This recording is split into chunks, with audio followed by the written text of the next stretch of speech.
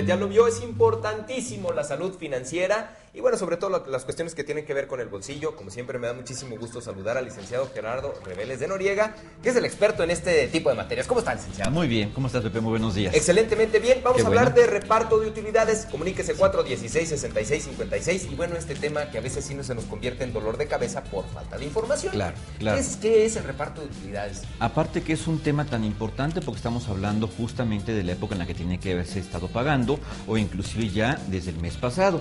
Bueno, vamos simplemente a dar una referencia de qué es el reparto de utilidades, quién tiene derecho a ello, cómo se calcula, muy breve vamos a explicarle. Bueno, para empezar hay que recordar que el reparto de utilidades va en función al artículo 120 de la Ley Federal del Trabajo. En base a esta obligación se genera tanto para empresas, en este caso personas morales, del periodo del 1 de abril al 30 de mayo. Para personas físicas es del 1 de mayo al 29 de junio.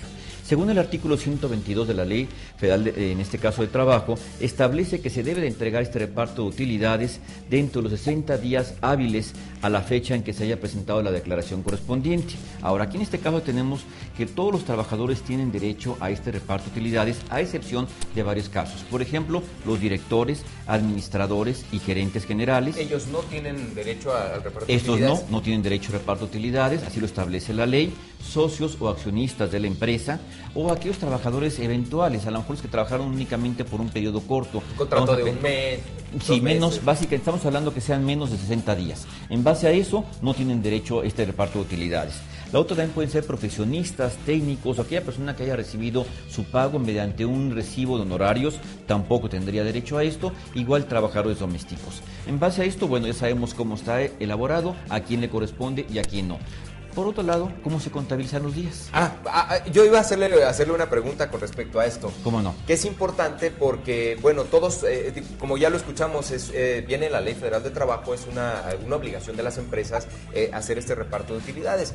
Y a veces nosotros, por falta de información, ni siquiera nos enteramos de que va a haber ese reparto de utilidades al cual nosotros tenemos derecho. Sí. ¿Qué procede si la misma empresa no da a conocer que ya está listo el reparto de utilidades? ¿Nosotros podemos ir a la empresa a exigirlo? Sí, para empezar hay que preguntar efectivamente en recursos humanos.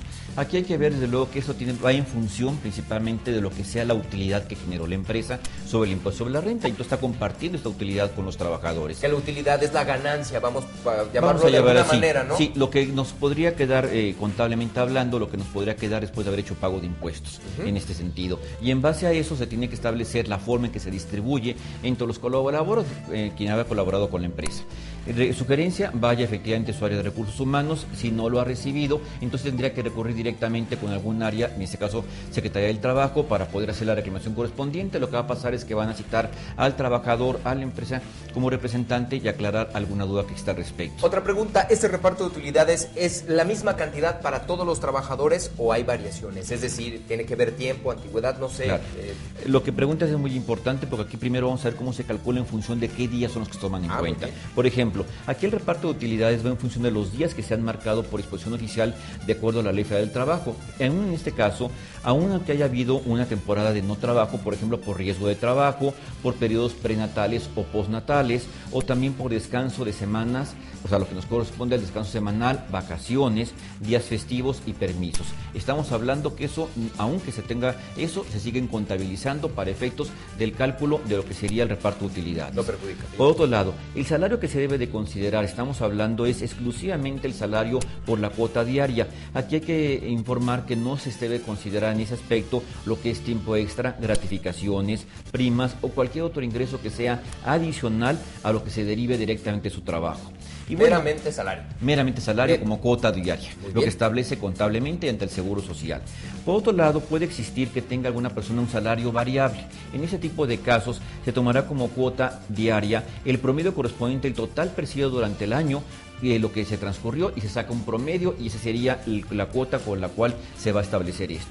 Por otro lado, hay también situaciones en las cuales patrones que no están obligados a repartir utilidades. ¿Eso es importante también? Exactamente, porque luego también tomar en cuenta, a lo mejor lo que tú decías, no me están informando nada, pero a lo mejor tampoco no está obligado él a repartirlo. Claro. ¿Cuáles serían? Empresas de reciente creación, como pudiera ser cuando se encuentran en su primer año de actividades. Por otro, instituciones de asistencia privadas, el mismo Seguro Social, instituciones públicas descentralizadas tampoco están obligadas a ello, o que sean con fines culturales, asistenciales o de beneficio eficiencia, y empresas que tengan ingresos anuales inferiores a los 300,000 pesos de anuales sobre lo que hayan registrado en su declaración anual. En ese aspecto, porque puede ser no una empresa de reciente creación, que tenga más tiempo, pero que desafortunadamente las relaciones de las ventas actualmente pues no han sido tan buenas, han vendido menos de 300,000 pesos, tampoco están obligadas a repartir utilidad. Todo tiene que ver con la ganancia, como lo comentábamos ahorita, de la empresa. Y pregunte, es importantísimo, acuda a su departamento de recursos humanos y cualquier duda, bueno, ya tendrá que aclararla con su contador. Perfecto, vamos a continuar en otros segmentos hablando precisamente de esto, que es tan importante y que tenemos nosotros que saber, que es el reparto de utilidad. Muchísimas gracias, licenciado Gerardo. Al contrario. Como siempre. Muchas gracias. Nosotros continuamos con más.